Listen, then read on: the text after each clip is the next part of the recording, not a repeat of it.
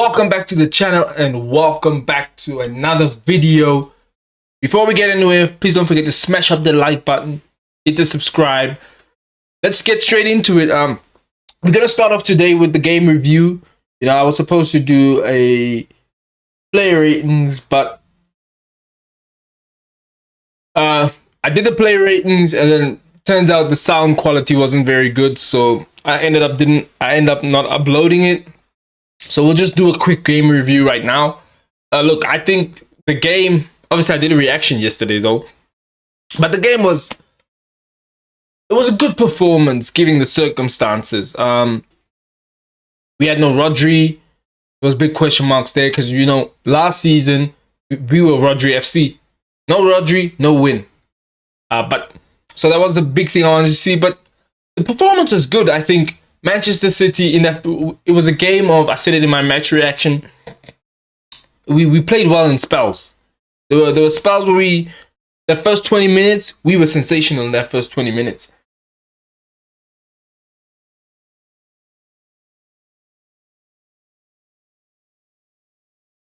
What's going on with this? We were sensational in that first 20 minutes. I think Savio, Doku, after they switched wings, sensational, got the goal, and then from there, we kind of fell off. We became very sloppy, started giving the ball away. Chelsea grew into the game. If Nico Jackson could stay on side, he might have actually caused us a bit of problems yesterday, but he can't stay offside. That's good for us. But other than that, I don't really remember, other than the Nico Jackson chance where Romeo Lavia heads it back into the mixer. And Nico Jackson hits it straight to Edison. They never really created clear-cut opportunities where I'm like, ooh, probably should have scored there. So it was good overall performance. I think Kovacic and Rico Lewis, Kyle Walker, you are in big trouble. Kyle Walker's got a lot to think about. If Rico Lewis performs the way he did yesterday, Kyle Walker is going to be sitting on the bench for a lot of the season because he was sensational yesterday. And I think Pep said it in the post match that we always think because he's so small, long balls over the top, but he handled those long balls really well yesterday. I mean, I think, and even Pep said in his presser that he always wanted, last season when he did his season review, he wondered why he didn't play Rico Lewis more than he did. And we're probably going to see more of Rico this season. But I think personally, what killed Rico Lewis, or what set back Rico Lewis last season, is that Aston Villa game. He was cheeks. Like, he was proper booty cheeks. Pause. Now, he was terrible. So was a lot of the whole team. The whole team was terrible. But you would have thought someone like Rico Lewis, with Rodri not there, he'd want to step up. But he was terrible. And I think that kind of set him back in terms of, because with young players with Pep, it's not if they're good enough, because I personally don't think if they weren't good enough, they wouldn't be at Manchester City. They would have been sold like other youngsters that were sold. But I think it's more of a trust thing, and we're seeing it with Oscar Bob. Sensational in the off-season, in the preseason games. It's just a pity. Unfortunately, dude literally snaps his leg and is out for a couple of months. But I think with Pep, it's more of the trust factor. Can I trust you in those big games, in those big moments? And I think that Villa game might have zapped some of that energy away. But then I think he redeemed himself in the Arsenal game where I think it was John Stones who got injured. Was it John Stones or Kyle Walker? I don't really remember who got injured, but I know it was the Arsenal game. Somebody got injured and Rico Lewis stepped up and never missed a beat. Never missed a beat. But yesterday, sensational. Other than Mateo Kovacic, for me, second best performer yesterday. That brings me on to Mateo Kovacic. He was sensational as well yesterday. I think I don't think any Manchester City fan didn't know that Kovacic, in terms of on the ball, we know he's good on the ball. Technically, we know he's very technically sound. We know he can drive with the ball. If you watched him at Inter Milan, Real Madrid, Chelsea, you know Mateo Kovacic can drive the ball through the middle. We all know that. We know he's technically sound. He's press resistant. Really, really good on the ball. I think the biggest thing with us was, Rodri, he puts out a lot of fires in that Manchester City. He puts out a lot of fires that don't even get to the defense.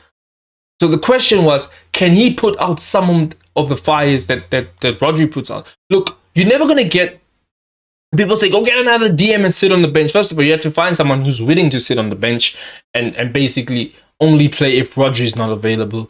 Secondly, there's still going to be a drop-off because Rodri is the best CDM on planet Earth, and it's not even close. I know a couple of Arsenal fans will say, Declan Rice. No, he's not.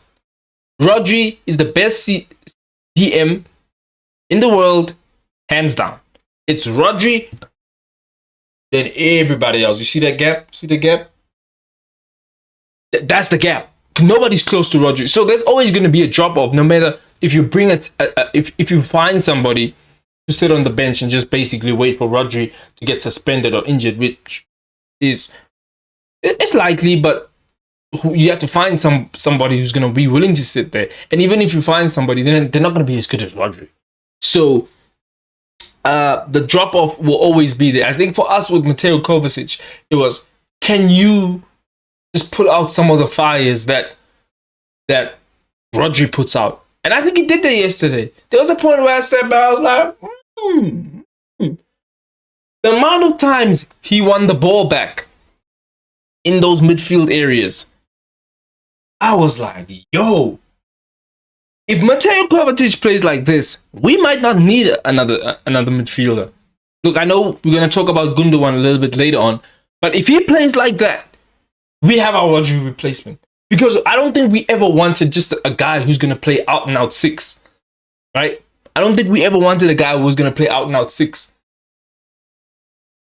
We wanted someone who can play in the 6th position and he can play in the 8th position. And when Rodri's out, he slots into the 6th. It's not going to be Rodri level, but can go in there and do a job. That's what Manchester City wants. And Ilkay Gundogan did that. And if Mateo Kovacic can do that, I'm happy. We don't need another midfielder. I think if Kovacic plays the way he played, Man City, I don't think we need anything else. Because I think that was the big concern is when Rodri is not there, is there someone who can do that? Because Mateo Kovacic, we know he's good on the ball. We know he's press resistant. We know he can drive with the ball. But if he wins the ball back like he did yesterday, oh yeah, we're going to be fine. We'll be just fine. If he wins the ball back like he did yesterday, we'll be fine. And so I think that's the big thing. Mateo Kovacic, the amount of times he won the ball back, I was super impressed. For me, I know Bernardo Silva got the man of the match, but he was my man of the match because I did not expect. I expected the performance that I saw on the ball, but off the ball, I think in that second half, once even when Bernardo Silva dropped back right next to him, once we got the second goal, he was even better because Chelsea couldn't get past. But they did get it past us a couple of times in that first half. But hands down to Mateo Kovacic. For me, he was sensational. Sensational. I don't really look. I know he did give the ball away a couple of times, but everybody gives the ball away a couple of. Everybody makes mistakes a couple of times. You know, but it's just about going in there and doing a job till Rodri gets back, and I think he did that. Yeah, Savinho, first game watching Savinho since like literally, and I don't think this is being cliche or anybody that watched that game. You just saw Riyad Mahrez. I know he was wearing number 26, and people will say, "Oh, you're just trying to force things." If you've watched Riyad Mahrez when he was at Leicester and when he was at City, and you watched Savio yesterday, you just look at that and you're like, "Yo, this is a Mahrez regen." He didn't have an impact when he was on the left, and Doku locked up. Kukurea locked up Doku on the right, and then once the switch was made, Strictly Come Dancing for Kukurea. Savio just literally just gliding past the dude, literally just gliding past him. So I think it was a really good performance. It's just sad that he had to go out with an injury. Obviously, Pep said it's not as too serious, so hopefully he's at the game on Saturday. He plays on Saturday because that little 45-minute cameo, I loved everything I saw. The touch, dribbling, like I like those kind of players that when they're on the ball, they make it look so easy. It's almost like they're just gliding across the pitch.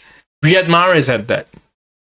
And so, yeah, I really liked what I saw from him. Hopefully we can see some more.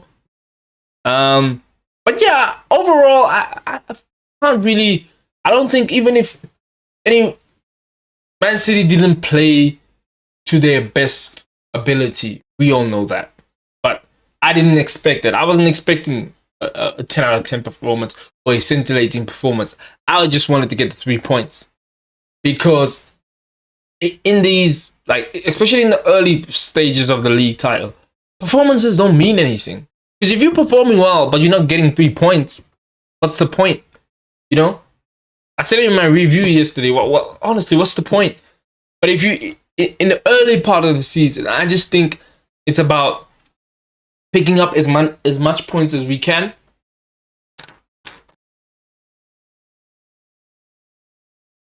And I think, can we for once, I'd just like to see for once, us just get up to a good start where we don't need to claw back 7, 6, 7, 8 points come end of the season. Why can't we be the ones with an 8, 7 point lead? Because I know if that's the case, done deal. For once, can we just, because normally, most of the time, we're looking at the end of the season, okay, 6 points. If we can just be 6 points behind, 6, 7 points behind whoever's top, we'll win the league. But can we for once just be the ones who are 7, 6 points clear? So we don't have to put out these ridiculous runs that we seem to just pull out of our ass at the moment. But yeah, I can't really complain about the performance. Opening game, 3 points. You just take it and you move on. And then that brings us to the big news. Ilkay Gundogan wants out of Barcelona, and it seems Manchester City are interested in a reunion. And it seems Ilkay Gundogan is interested in a reunion as well. It seems like he's realized he's made a mistake. Should have never left. And this is what I've started to notice. A lot of players that leave Manchester City thinking it's better someplace else. When they get there, they realize the grass is not always green on the other side. And I think a lot of City players are starting to realize, can you give me... Okay, Cole Palmer, that's the only player you could say we got rid of, and he's been tearing it up. Even though he ghosted yesterday, but that's the only player you can look back and say, ooh, we might regret selling him. But nobody else that Manchester City got rid of, am I looking back and be like, oh my God, why did we get away? Except for Gundo. The others, I don't really care about the others, except for Gundo. Joao Cancelo thought, man, I don't need this. Nobody wants him now. Literally, nobody wants him. Barcelona want him, but they're not willing to pay money for him. And nor should they, because they know nobody wants him. And so, I think Gundogan is realizing that maybe the move to Barcelona wasn't the best idea. But to be fair, Manchester City were dicking around as well, because they should have given the guy a contract a long time ago. The fact that we just let this guy's contract just dwindle down literally to the final day, and then at last minute you want to offer him a quick contract when he's already agreed with Barcelona. And Gundogan strikes me as a guy who is an honorable man and will always want to honor his word. And so he had already given his word to Barcelona to say, hey, I'm going to join you guys. So that's more, I think Manchester City have to take responsibility for that one, because they effed it up. They effed that contract up. The fact that you just let this guy go, and we saw how pivotal he was in that last surge for the treble. He was sensational. And the fact that he just sat there and not give him a contract, I'm like, yo, what are you guys doing? Tiki, what are you guys doing? And so, look, if we get Ilkay Gundogan back, we win in the league. Because now, when Rodri's not there, you can have Ilkay Gundogan, Kovacic in the midfield. So you can have Gundogan playing the six, because we've seen him play there for a treble winning team. We've seen him play there for countless Manchester City teams, play in a lone six. I don't think he can do it for the majority of the whole season, but we know he can come in and do a job. So now all of a sudden, you don't only have to not play Rodri when he's injured or when he's suspended. You can give him a rest in certain games, or in certain games you can pull him off after 70 minutes when you're up 2-3 goals. You can pull him off after 70 minutes because you're bringing on either Mateo Kovacic or Ilkay Gundogan, and you know that after the performance he gave yesterday, you know these guys can go in there and do a job for me. I think if this move happens, if Ilkay Gundogan comes back to Manchester City, I think this will probably be the most complete City team in a while. Because as long as, and obviously, that's if nobody else leaves. Because if Kyle Walker leaves, we probably have to go get another right back. But if I look at it, if we get Gundogan in, there's no position where I'm looking like, ooh, we could be a little bit suspect. Because on the wings, we can play Doku, we can play Savio, Bernardo Silva, Jack Grealish. Phil Foden can play there, but I don't consider him a winger. So that's 4. So you have Jack Grealish, Bernardo Silva, Gundogan, not Gundogan, Doku, and Savinho. Then you look at it in the 10 position. Obviously, the only position you say is striker if Erling Haaland gets injured, but you can always play a false 9. We've cooked with a false 9 before. So you, in the 10 position, you have Phil Foden, you have Kevin De Bruyne. In the 8 position, you can play Gundogan, you can play Kovacic, you can play Bernardo Silva. In the 6, you can play, after his performances yesterday, Kovacic, Gundogan. So there's no way I would look where I'll be like, oh my God, if this guy gets hurt, we might be in big trouble. Because that's the case. If Rodri gets hurt, everybody knows Manchester City are in trouble. So if we get Gundogan in, I think that covers that up a little bit more than with just Mateo Kovacic. And obviously we know centre backs, we're good in that department. So for me personally, look, you guys can send in your comments and tell me I'm chatting a whole lot of rubbish. Hey, fair point, that's your opinion. But in my opinion, I think this will be one of the most complete Manchester City teams I've seen, because Gvardiol looked good at left back yesterday as well. So Pep might be molding him into a left back. So when I look at this team, I don't look at a position where I say, ooh, if we get Gundogan here, I don't look at a position where I'm like, ooh, that might be a weakness. And so obviously Fabrizio Romano also reported that Manchester City have made contact. Gundogan is willing to reunite. Pep Guardiola is willing to have him back in the squad. And there was also a report going out that Manchester City private jet was scheduled for Barcelona. So, hey, we might be a little on to something. Hey, if we get Gundogan, but this just proves that we should have never got rid of him in the first place. We should have offered him that contract a long time ago. This just proves that. Think about it. We got rid of Gundogan, and then we were out there looking for Gundogan replacement. And then guess what?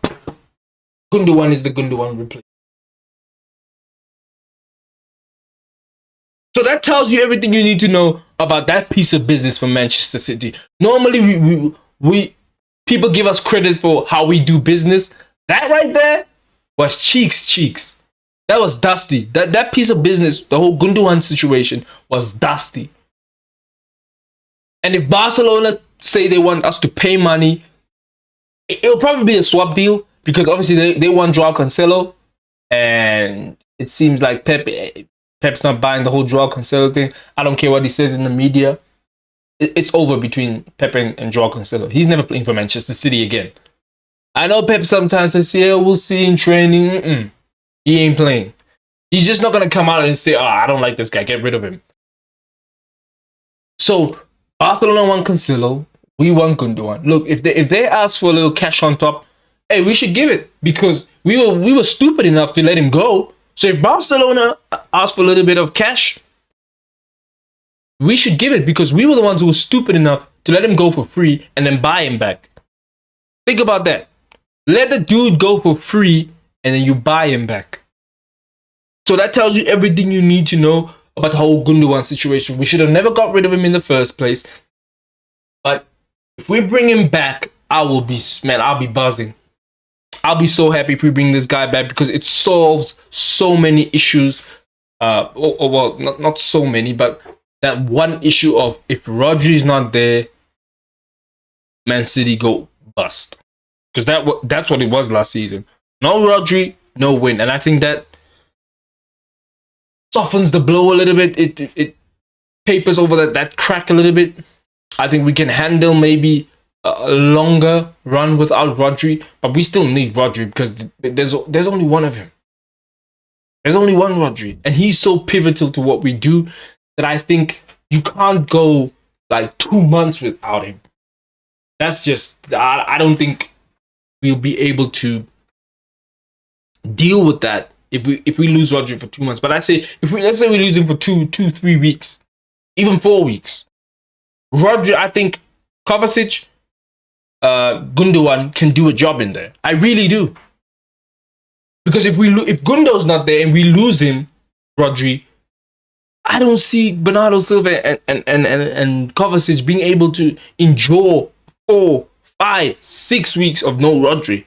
We would be in big trouble. So fingers crossed that this is. I don't want to say legit because Fabrizio reported, but I just hope Manchester City are able to get it over the line, especially if the player is willing to come back and Guardiola's willing to take him back. I don't see what should be standing in the way of this deal, and Manchester City should be moving heaven and earth to make this deal happen. Obviously, we're not going to go and pay like a ridiculous price because I think it will be a swap deal with Kovacic. So not Kovacic, Cancelo. So they can't ask for Joao Cancelo and 20 million. That's just stupid. We're not doing that. That's just bad business. But if they like say Joao Cancelo and 5 million, 10 million, I do that deal. I do that deal because that would be punishment for letting the guy go. That would be punishment for being stupid enough to let one of your best, the guy who captained us to a treble, that would be payment for letting him go for free. Because that was hella disrespectful. You know, I know Gundo is not the flashiest. He doesn't get the credit, you know, like a Rodri, like a K. Even Rodri doesn't get enough credit, in my opinion. That your KDBs, your Haalands, the people who put the ball in the back of the net, your attackers. I don't believe he's appreciated as much, but if you watch the game, you know how vital he was in everything that we had done, even in the treble season. That game against Everton, the goals he scored, the comeback against Villa. Come on, people. This is Gundo. If we get this guy back, yeah. Nah, Grealish is Grealish. It's over for Grealish. You see, the problem with Jack Grealish is he doesn't take on. I think he's more of a controlling winger, whereas I think he won't start as many games because I think Pep is going back to that system we did in 17-18, 100-point season, 17-18. Yeah, I think it's 17-18. No. Is it 19-20? 18-19 season, 100-point season, where we had Raheem Sterling, Leroy Sané, and we were just killing teams on the break. I think we're going to more of that system. So Jack Grealish isn't suited to that, but I still think he'll have a role to play if we maybe go to the Bernabeu, and you know, you're not going to go there and go guns blazing. You're going to want to have some sort of control, and if we have that, we have options now. You just don't. I think sometimes, especially last year when we were playing, you'd have Jack Grealish there, who's a controlling, not really going to take his man on. Where in games, teams were just sitting back, and we didn't have that sharp guy off the bench that could take on a man. And that's why obviously Doku last season, but I think Doku was not very good last season. Towards the end of the season is when he started cooking basically. But yeah, I think Jack Grealish should play, but I don't think his role will be that big. But yeah, Gundo coming back. I'm taking that. If we can get Gundo over the line, this will be the most complete Manchester City team we've had in a while. And I hope that happens. But again, guys, thanks for tuning in. we'll be probably gonna thinking about doing a watch along for the Spurs game. I don't know yet.